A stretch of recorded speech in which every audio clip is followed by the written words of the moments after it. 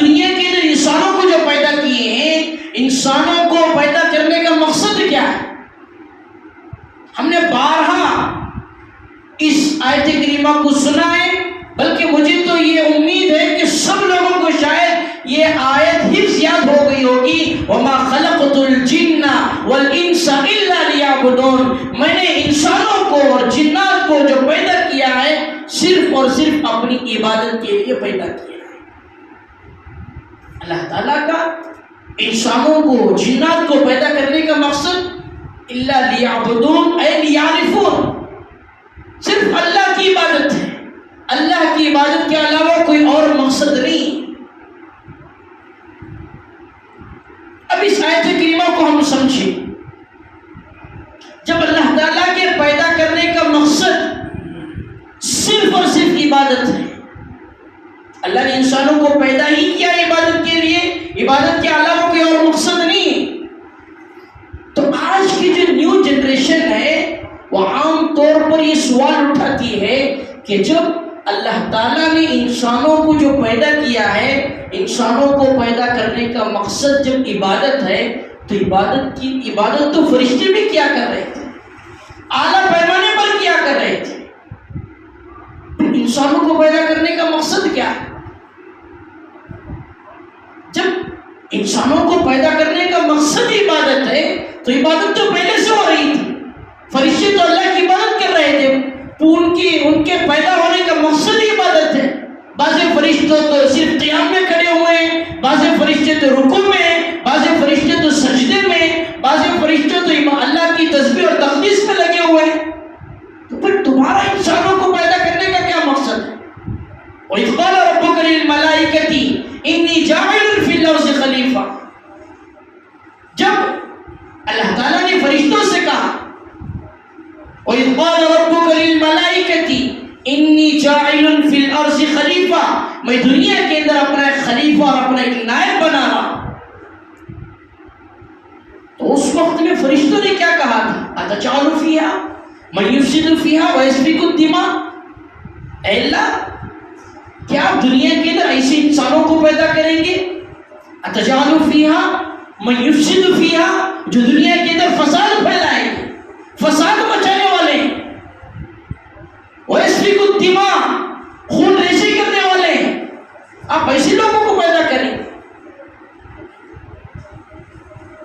وَنَحْنُ نُسَبِّحُ بِحَمْدِكَ وَنُقَدِّسُ لَكَ، اگر عبادت کے لیے پیدا کر رہے ہیں، وَنَحْنُ نُسَبِّحُ بِحَمْدِكَ وَنُقَدِّسُ لَكَ، اگر آپ اپنی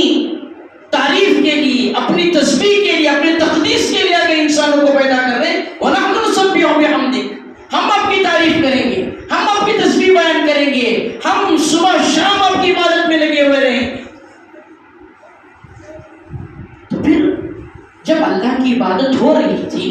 تو پھر دوبارہ انسانوں کو اللہ نے کیوں پیدا کیا؟ یہ آج کی نیو جنریشن کا عام طور پر سوال ہوتا ہے، تو اس کا جواب کیا ہے؟ کتابوں کے اندر اس کا جواب بھی لکھا ہے، اس کو سمجھنا ہے۔ اللہ تعالیٰ نے فرمایا انی اعلم ما لا تعلمون، میں جن باتوں کو جانتا ہوں وہ باتیں تم نہیں جانتے۔ میرے انسانوں کو پیدا کرنے کا مقصد الگ ہے، الا لیعبدون، میں پیدا کر رہا ہوں عبادت کے لیے، مگر ان کی عبادت میں اور تمہاری عبادت میں بہت فرق ہے۔ کیا فرق ہے؟ اس فرق کو سمجھنا ہے۔ فرشتوں کے اندر گناہ کی خاصیت نہیں، فرشتوں کو نہ بھوک لگتی ہے، نہ پیاس لگتی ہے، نہ ان کے اندر خواہشات پیدا ہوتے ہیں، نہیں، فرشتوں تو ان کے اندر خاصیت صرف عبادت کی ہے، وہ صرف اور صرف عبادت کر سکتے ہیں، وہ چاہ کر بھی گناہ نہیں کر سکتے، ان کے اندر گناہوں کی چاہت پیدا ہی نہیں ہوگی، ان کے اندر بھوک آئے گی نہیں، ان کے اندر پیاس پیدا ہی نہیں ہوگی۔ مگر اللہ تعالیٰ نے انسانوں کو جو پیدا کیا ہے دنیا کے اندر، ان کے اندر بھوک بھی لگی ہوئی ہے، پیاس بھی لگی ہوئی ہے، خواہشات بھی ان کے اندر لگے ہوئے ہیں، ضروریات بھی ان کے ساتھ لائق ہیں، ضروریات بھی ان کے ساتھ ملے ہوئے ہیں۔ اب ان کی عبادت میں اور تمہاری عبادت میں فرق یہ ہے کہ یہ اپنی ضرورتوں کو آگے پیچھے کر کے، اپنے بھوک کو برداشت کر کے، اپنی پیاس کو برداشت کر کے، اپنے خواہشات کو عبادت میں لگائیں گے تو ان کی عبادت تمہاری عبادت پر بھاری ہو جائے گی۔ میں مثال دے کر سمجھاتا ہوں۔ ایک آدمی ہے نابینا، نابینا آدمی، نابینا شخص ہے جسے دنیا کی کوئی چیز نظر نہیں آتی۔ اب وہ یہ آدمی دعویٰ کر رہا ہے کہ اللہ کا شکر ہے کہ میں نے آج تک کسی غیر محرم پر اپنی نظر نہیں دوڑائی۔ وہ یہ کہہ رہا ہے کہ آج تک میں نے فلم نہیں دیکھی ہے، وہ یہ کہہ رہا ہے کہ آج تک میں نے غلط چیزوں کو نہیں دیکھا ہے۔ تو یہ آدمی ہے جو نابینا ہے، اور یہ نابینا آدمی اپنے آپ کو غلط چیزوں سے روک کے رکھا ہے، نہیں دیکھ رہا ہے، نامحرم کو نہیں دیکھ رہا ہے، گندی نظر نہیں دوڑا رہا ہے،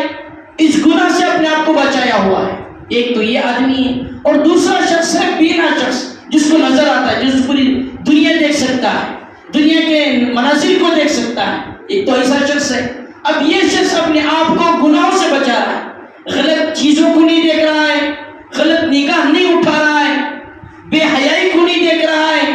گندی گندی تصویریں، گندی گندی ویڈیوز کو نہیں دیکھ رہا ہے۔ یہ آدمی ہے جو نابینا ہے، جو غلط چیزوں کو نہیں دیکھ رہا ہے۔ یہ وہ آدمی ہے جو دیکھ سکتا ہے مگر نہیں دیکھ رہا ہے۔ اس کے گناہوں سے بچنے میں اور اس شخص کے گناہوں سے بچنے میں زمین آسمان کا فرق ہے۔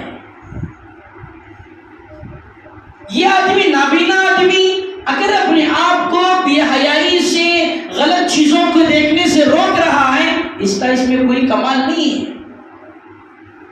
اور یہ جو بینا شخص ہے جو دیکھ سکتا ہے، یہ آدمی اگر اپنے آپ کو بے حیائی سے، گندی تصویروں سے، گندی ویڈیوز سے، بے حیائی سے اگر اپنے آپ کو روک رہا ہے تو اس کا کمال ہے۔ تو بالکل اسی ہی فرشتوں کی عبادت میں اور انسانوں کی عبادت میں فرق ہے کہ فرشتوں کی جو عبادت ہے وہ عبادت محدود ہے، وہ چاہ کر بھی گناہ نہیں کر سکتے، ان کے اندر خواہشات تو پیدا ہی نہیں ہوں گے۔ مگر انسان ایسا ہے، اس کے ساتھ بھوک لگی ہوئی ہے، اس کے ساتھ پیاس ملی ہوئی ہے، اس کے ساتھ ضروریات ملے ہوئے ہیں، اس کے ساتھ خواہشات ملے ہوئے ہیں، وہ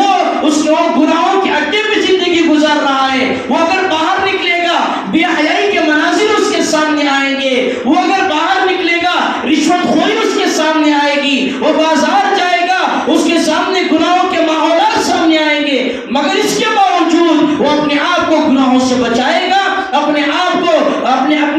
آپ کو خواہشات سے کنٹرول کرے گا، خواہشات کو کنٹرول کر کے اپنے آپ کو مسجد میں لگا کر اللہ کی عبادت میں لگا رہا ہے، تو اس کی عبادت فرشتوں کی عبادت سے بھاری ہو جائے گی۔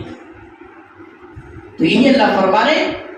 انی اعلم ما لا تعلمون، میں جن باتوں کو جانتا ہوں وہ باتوں کو تم نہیں جانتے۔ تو میرے دوستو، اللہ تعالیٰ نے انسانوں کو جو پیدا کیا ہے، ایک تو مقصد اللہ کی عبادت ہے، اس